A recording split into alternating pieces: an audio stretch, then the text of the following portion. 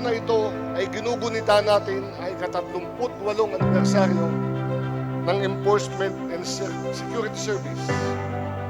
Sa loob ng halos 4 na dekada ay nananatiling matatag ang ating hanay.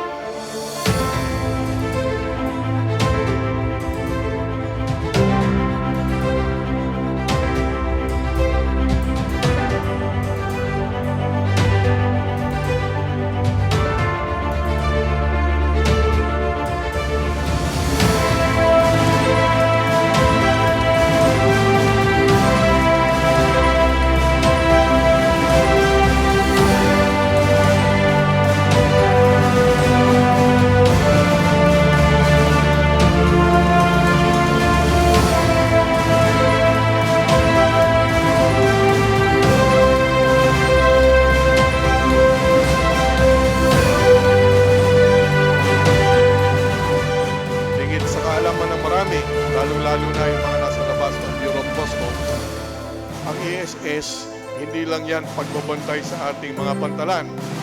Ang ESS ang inaasahan natin kapag meron tayo mga dapat na mga sensitibong gampanan.